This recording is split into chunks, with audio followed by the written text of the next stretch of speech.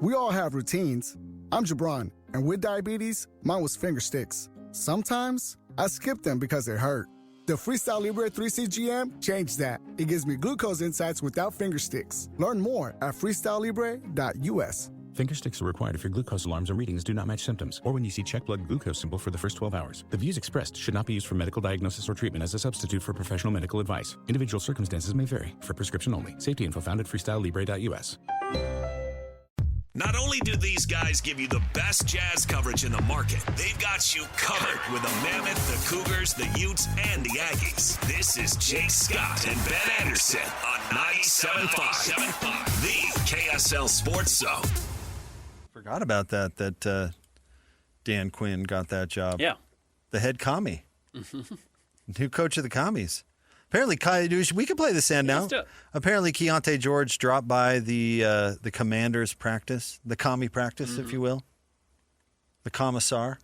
No, that's something different. You want to hear what Dan Quinn had to say about Keyonte George of the Utah Jazz? All right, let's play that sound. Go ahead, Christian. We had a basketball coach and a player come in this past year, and they were here as like guests for the day, and his scoring percentage went up. This was his third year in the league, and so I'd asked him what was the difference, between like going from like 6 points to 12 points to 23 points. And I thought it was going to be, man, I put up 1,000 shots, and I'm sure that he did. And his response was, I got in crazy shape. We talked about that as a team, about what that looks like at your positions. And sometimes you think it's so much of the skill and this part and the shooting, or I got to get this much faster or this much stronger. Crazy shape. And so I'm hopeful when you see some of the team today, I think you will see some of that. Do you recall who the head coach and the NBA player were that spoke to the team? Keyonte George was the player, and he and Will Hardy were guests for a day. It was him. I had asked him the question because I was super impressed by what took place for him in year 3 to go from one spot to the next to the next. Because I said, you played 2 years. Did you think you were in good shape? Obviously he was playing in the NBA. It's like the best. So he thought he was good, but there was another level to go to. And that was my message, to say, in these 5 weeks, there's another level that we all can get to. He mentions Will Hardy also being there, has done a lot of this. He's gone and met with different coaches of different sports. He went down, he kind of made buddies with the Tampa Bay Lightning head coach, which led to people believing that maybe, because Ryan Smith's also friends with him, that he would come and take over for Coach Bear with the Mammoth. That was kind of rumored for a little while. But Will Hardy has done this. It's not, I guess, terribly surprising that Will would go and meet with the Washington Commanders. Will is from the Virginia area? Yeah, Carolinas? I think he is. Maybe it's the Virginia area, whatever it is. So he's from that area. That would make some sense. I'm sure Keontae's following around. Keyonte, though, is taking his professionalism very seriously. Keyonte is taking his growth really, really seriously as a player. I want to know what you think of his answer.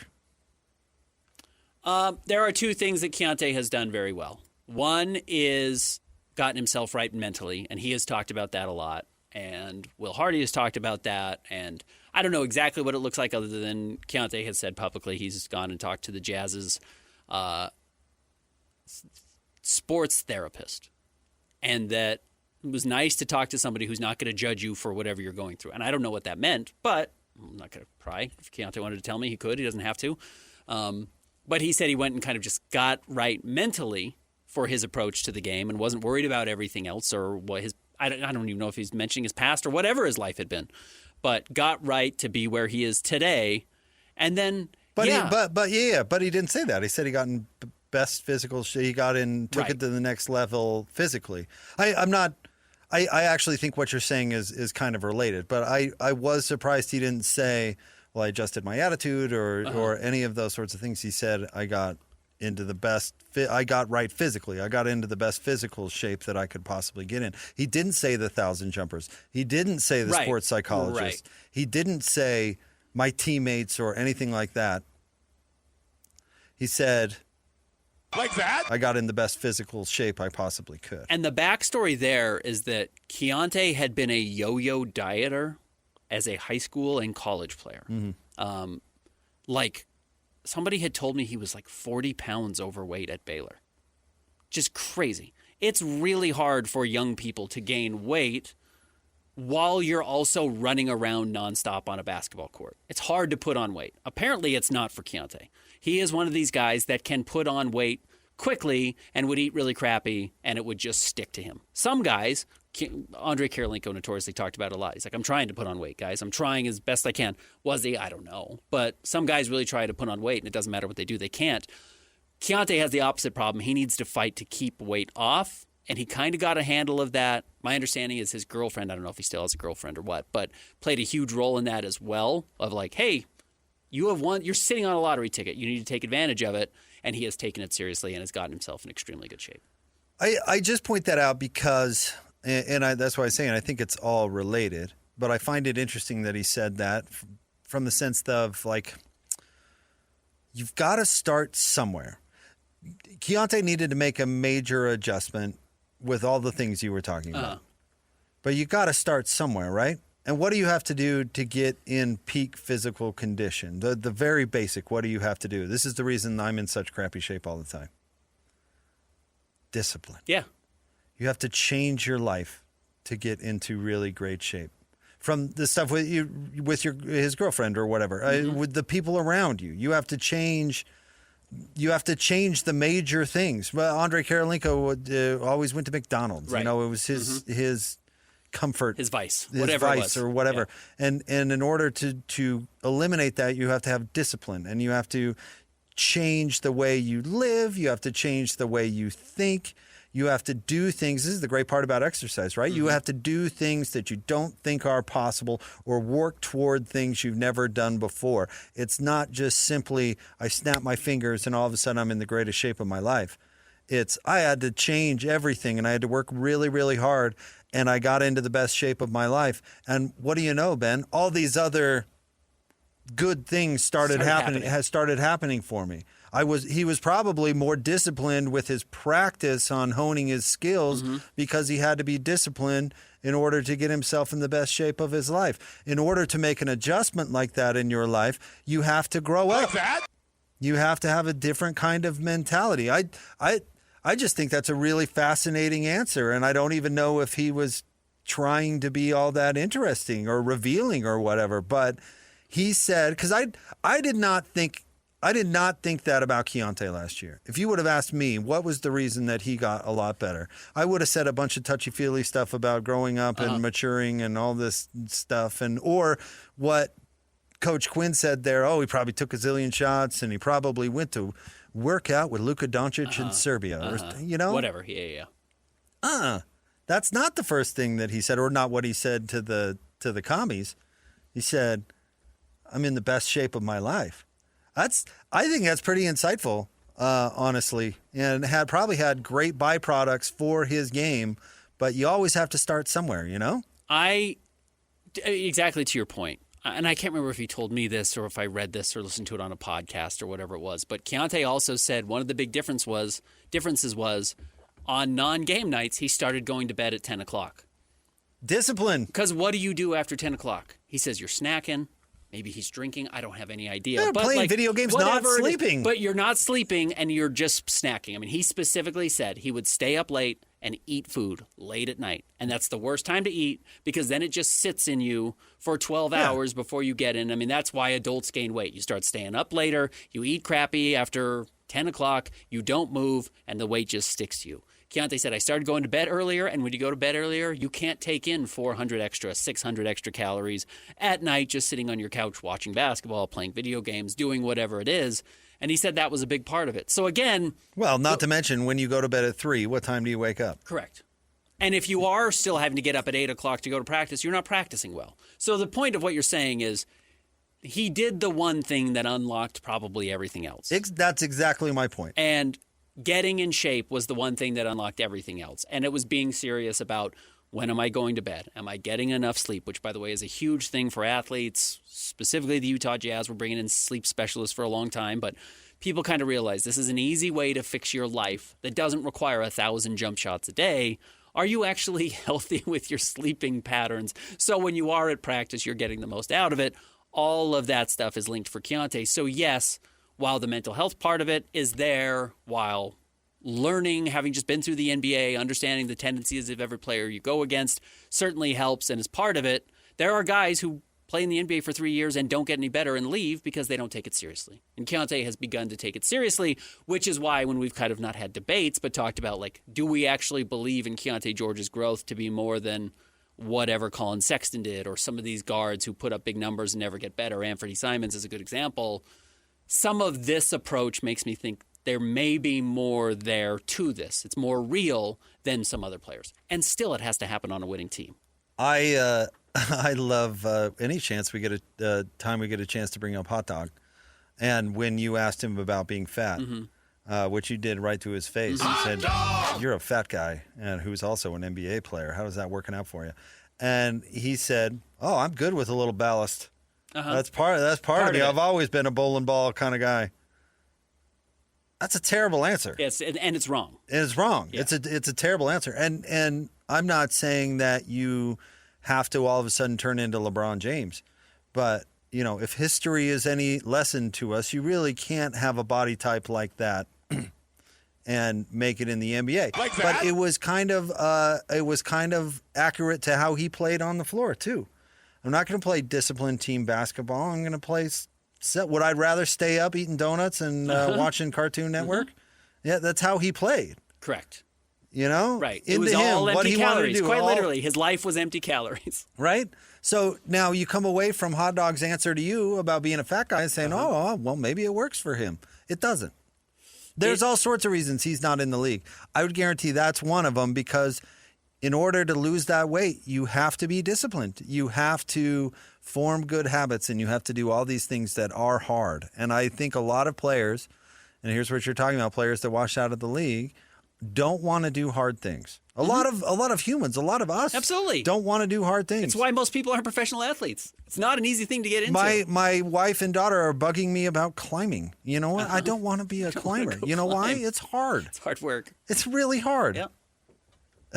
No, you're exactly right. Hey, I will tell you, and maybe I'm speaking out of school a little bit, but I had somebody who was talking to George Niang, and I think he was in Cleveland at this point, and George told this person, "Oh man, life's good." George had just signed kind of his first real contract, got like $5 or $7 million, whatever it was. This was only a few years ago, but George was like, "Life's great. I'm out of shape. I don't play. I just signed my huge contract. It's great." And like 3 years later, he was out of the league. Like, I think those were related.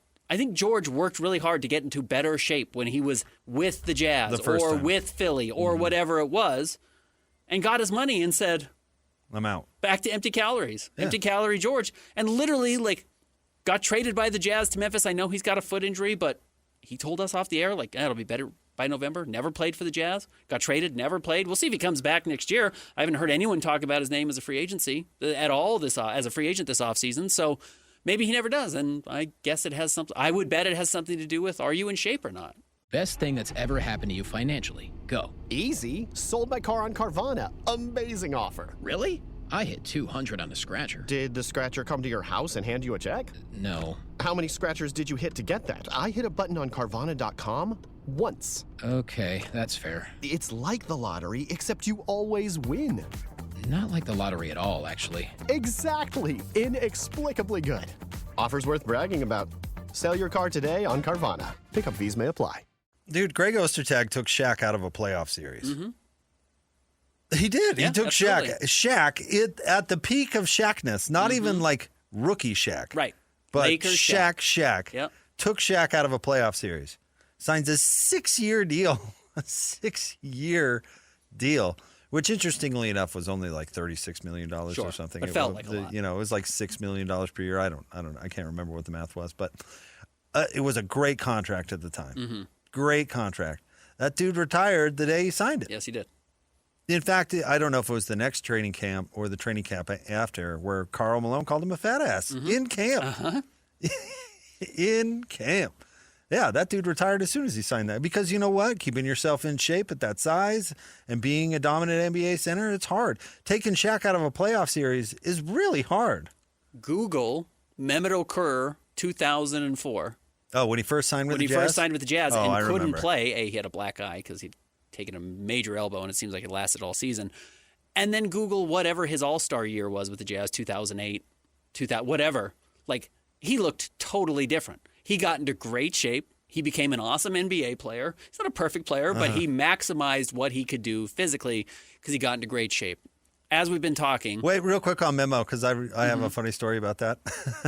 I covered, and I was out there with David James, was out there for TV, and I was out there, and there were a bunch of media, and we watched him. This sounds so stupid because this never happens anymore. First of all, that Memo Kerr would fly into Utah on a commercial jet, but we were at the airport when he came to Utah after signing that deal. I'll never forget because we watched him come down the escalator because there was an escalator at the time, and everybody standing there was like, "That's a big boy. That's a big man." That was the first thing you noticed. It was like, whoa, that's a big dude. And not in a like he's really tall kind of way. That's a bigger person than we expected. Yeah. Like, that man's NBA got some player, weight. he's big. Dude's got some weight on him. Yeah, there's some meat on that bone. The other part of this, and I will be curious who of the Jazz's young players takes this to heart because it will be the big deal for them. I saw it with Ace Bailey, and we didn't get to see him play a whole lot at Summer League, but I saw him up close before the first game at Huntsman Center, and he had a lot of weight in his face. And by the way, that doesn't mean it's a bad thing. That might be, as you get bigger, you put on weight in your face. That's what every adult does. We'll see if that means he's getting into better shape or if he's not putting on good weight. That will be a question for Ace Bailey because I'm sure the Jazz said you need to be eating 3,000 calories a day, at least, maybe 4. Cody Williams doing the same thing. You've got to put on a bunch of weight because you've got to get way stronger. The question is, does that weight turn into muscle or does that weight just turn into bad weight? That will be a determining factor for both of them. But I'm reminded of at the draft, right after Darren Peterson got picked, he was on the phone with Ryan Smith, I believe Austin Ainge and Danny Ainge. Maybe Will Hardy was even there. And this clip is on social media. It's on YouTube. And Ryan congratulates him, and Austin congratulates him, and Danny takes the phone from them on like a FaceTime call and says there are 2 hacks to being an NBA player. There's 2 cheat codes. Play defense and get in as good a shape as possible. Those are the 2 things he said. Now remember, Danny Ainge is one of the 20 greatest athletes in sports history. I mean, he could play professional baseball, professional basketball, was an All-American high school football player. Danny was a freak athlete. He would know. But the thing he said to Darren Peterson is not, let's go get some jump shots, not go work on your handle. He said, get in really good shape. Yeah. So good for Keyonte if we're coming back to this. And if Keyonte can continue to get better, he can be a really important part of the Jazz's roster. And as I think we did learn early on, it's 5 games of Summer League that don't matter. I don't think Darren Peterson is ready to be a point guard right now. I don't think Bill Self is just a moron who looked at Darren Peterson and said, I don't know what position he plays, so I'm just going to put him at the 2. I think he realized, this guy can't run my team, so I'm not going to put the ball in his hands and make him a point guard day 1 at Kansas as we're trying to win a national championship. He didn't. And then the Jazz realized, looks like he's probably going to have to play off ball, which is good news for Keontae's long-term future. It ups his value for the Jazz. And I think Keyonte has shown he is good enough right now to play some point guard. Again, it comes back to, are you doing it on a 22-win team? Or can you do it on a 42-win team next year? And that's got to be the goal. That may be true about Darren Peterson, but I'm not going to, the Bill Self thing I'm not going to use as evidence. Well, we don't know. The Toop is season. The Toop, I mean, these old crusty coaches that just make players fit into what their system is as opposed to adjust what they do to the players is remarkable. Not that, well, maybe I won't use that example, but I know of a young phenom player, high profile, that picked a blue blood college basketball program with a stuffy coach that did not adjust what they were doing, and it totally damaged this young player's career. Yeah. I'll tell you off the air, and you'll know exactly who I'm talking about, because they didn't use him in any way, shape, or form correctly because this coach was just stuck in their ways. You know what I mean? And so if Darren Peterson comes into Bill Self's thing and Bill Self says, I use a player like this off the ball because that's what I've always done, I don't know if that's necessarily always right. Does that make any sense? Caleb Wilson in Summer League, I believe, shot, see if I can see his numbers here, 42% from the three-point line. Right. Big knock coming out of North Carolina was, he can't shoot at all. Well, yeah, Hubert Brown used him as a power forward to just rim run. Hubert Davis, not Hubert Brown. I do love Hubie Brown. I'm glad he's still alive. Hubert Davis Used him strictly as a basically rim running four, lob catching four. Didn't allow him to parade around out at the three-point line. He took a couple, but wasn't getting a lot of threes throughout his college career because he was bigger, stronger, more physical than everybody else and could just dunk on everyone, led college basketball in dunks, which, by the way, honestly, that's not a bad design by Hubert Davis. You're bigger, stronger, and can jump over everybody. Just go finish at the rim. That's really beneficial. But if you were going to base everything you knew off of Caleb Wilson on what Hubert Davis did, you didn't know what Caleb Wilson actually could do, to your point, and now Hubert Davis does not have a job. By the way, NBA teams did know that there was more to Caleb Wilson's game than what Hubert Davis showed. But So, to your I don't point, know. coaches in college, and maybe the Toop as well, at Kansas, will use players wrong for their own good in hopes of winning quicker versus who the actual player will be at their best. I mean, Or maybe they just don't know. Larry Kraskowiak used Kyle Kuzma had totally no idea wrong. how to use Kyle Yeah, Kuzma. Yeah, totally that's the wrong. best example. Had no idea what type of player he was. Jerry Sloan didn't know how to use Paul Millsap. Correct. Right. And then he goes to Atlanta and he starts shooting threes, and all of a sudden he's a Yeah. four-time All-Star. And it's not like Paul wasn't good under Jerry, but He did not maximize him. he did not have the vision, and Ty Corbin didn't either, for that matter. The vision of Paul Millsap as a more versatile player. That wasn't. They didn't have him pegged for that. Right. So I don't know. College coaches aren't always know-it-alls. No, but They pretend like they are. NBA coaches aren't either. Dude, Kuz, yeah, is probably the best example possible because he started banging threes like his first summer league. Mm-hmm. All of us were like, "What?" Yeah. No, his best thing that he was doing, the Lakers, because he was playing on that team that won a title. He was like off ball, crashing the glass, cutting to the rim. It was like I never saw. Now he was playing with LeBron. I get that LeBron was not playing for the Utes when Kuzma was there, but like even the style of play was not even remotely what Kuzma was actually ended up being good at. And I know Kuzma has become a bit of a joke in the NBA. He's also made $150 million, so he has some value. But yes, Kraskowiak had no idea. Oh, no, Kuz is a good NBA player. Anytime Utah has had a good NBA player, they've gone to at least the Sweet 16, with one exception. Old Kuz. Yeah. Did they make it his freshman year? He might have been on the DeLon Wright On the Herbal team. He might have, you're right. But that he was doesn't not count. the star. No. I mean, I would say they totally underachieved with Kuz. Because, Mm-hmm. no, I don't know, he never made an all-star team probably, but I don't think they made the tournament his final year at Utah. crazy. Been in the league forever. It's a huge wing, yeah. Has been as good in the NBA as Andrew Bogut. Was an all-rookie team player to that point. Was Yeah. ready to contribute. So, Misused. yeah. So I don't know. I'm not sure what Darren Peterson's point guard acumen is or is not.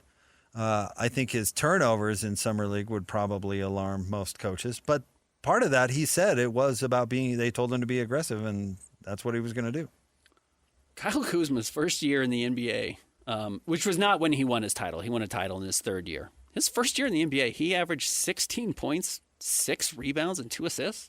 It's like a good player. The fact that Right away. the fact that he didn't do anything at Utah is I don't even know if he not was, a glowing endorsement. was he even all conference at the end? I doubt it. I doubt it. He was not that highly thought of until he went to the draft combine and played in the play-in game, which was how lowly he was thought of. Remember, if you're any good, you don't play in the scrimmages at the combine.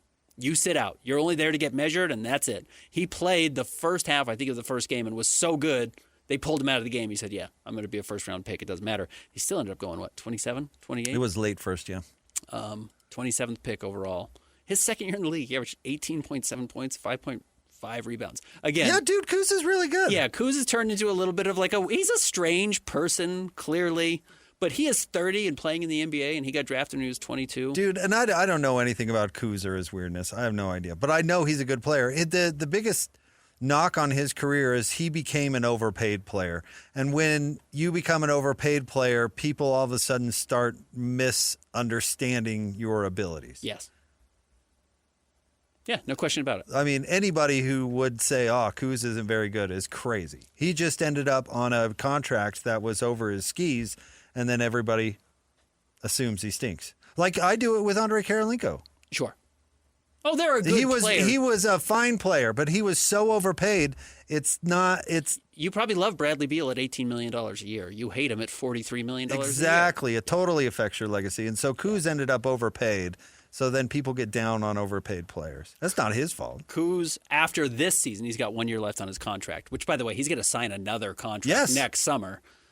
He will have made $130 million in his career and will easily make another 30 or 40. It's a great career. Good for Kuz. That's not where we started this conversation. No, it's not. But anyway, Keyonte George, great physical condition. I thought that was a cool answer. I was expecting something more cliche. And maybe that is kind of cliche, but that's not where I was expecting him to go. It's less nonsensical than what some guys say. Yeah. Some guys do, you said it might be the cutesy thing or this or that or whatever it is. No, he's taking it seriously, and I think he's simplified his life. I think that's why Keyonte's become a much better player. All right, more next. Stay tuned. Jake and Ben, 97.5, the KSL Sports Zone.